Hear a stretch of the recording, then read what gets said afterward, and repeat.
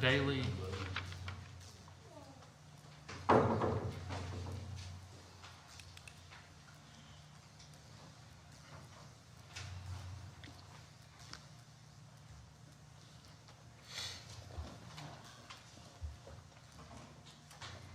Hi, my name is Elena Daly and I'm 21 years old and I live in this city.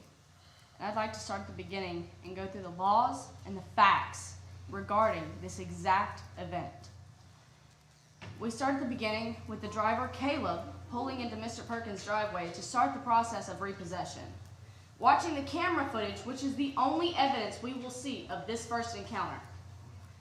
You watch Caleb load Mr. Perkins' truck, walk around to the back of it, then slowly walk back to his truck, release Mr. Perkins' truck, and gracefully pull away.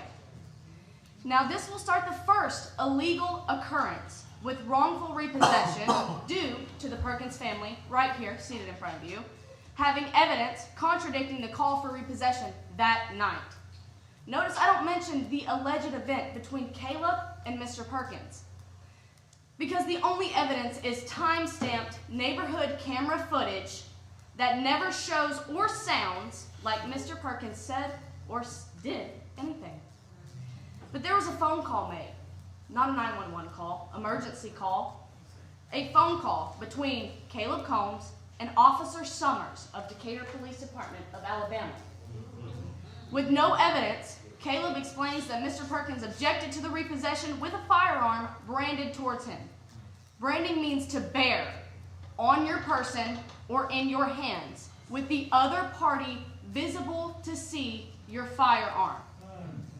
Therefore, if this encounter has any truth to it, the driver, Caleb, would have breached the peace during the first encounter with Mr. Perkins, and Perkins was completely protected under his Second Amendment right to bear arms with reasonable and proportionate force to protect his property. Therefore, the police could not and should not help Caleb in any way, shape, or silent form. Now to get into the officer's head for just a second. Could Decatur PD open an investigation against Mr. Perkins for malicious intent? Based on this footage, that will be the only evidence, and the phone call, that will be the only evidence. No, Steve was completely protected under his Second Amendment right, even if the gun was directly pointed at Caleb Combs. No use of deadly force was used. No malicious behavior occurred due to Caleb being able to leave peacefully without the vehicle. This was still a civil matter until Decatur PD used none of their de-escalation techniques stated in their policy and procedures.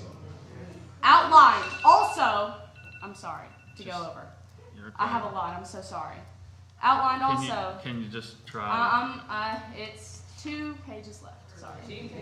Outlined in Alabama Law Code 100.3b. If you can just try, I'm just trying to be fair to everybody. It's 2 pages of skipped lines so that I can tell public just speaking. Quickly, so. just as quick as you can. Thank you.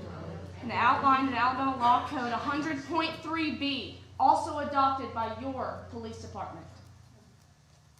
If Decatur PD decided to open an investigation based on something reported, not seen, they must inform the other party that there is now an active investigation against them. We all know that this did not happen. And no de-escalation techniques were used, except maybe one. Tactical repositioning, which is listed as a last resort.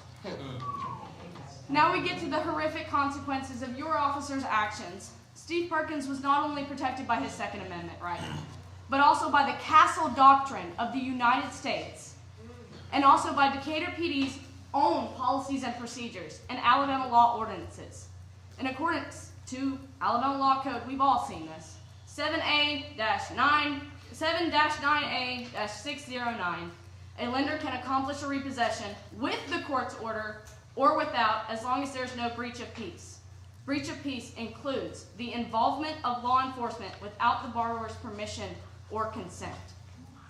So either way, before Mr. Perkins steps out of his home the second time, Caleb is there, the tow truck driver.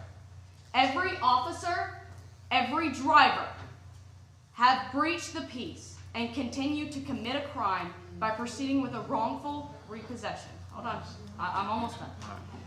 Don't even get me started on the liability codes under section 25.5-5 in Decatur, which state that the tow truck driver is actually liable and responsible for any injury to any person after making contact with the vehicle.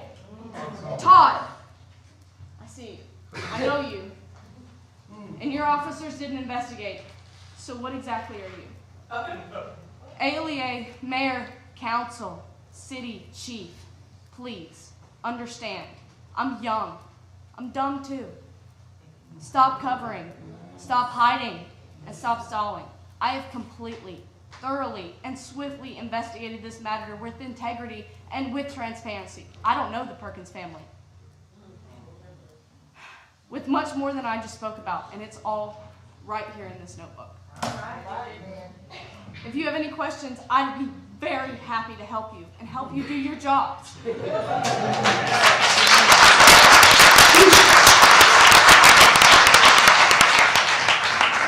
I understand your innocence in this situation. I do. Each and every one of you are innocent to this because you were not there.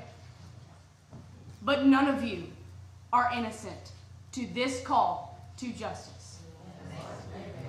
Call for termination and end your investigations tonight. Thank you.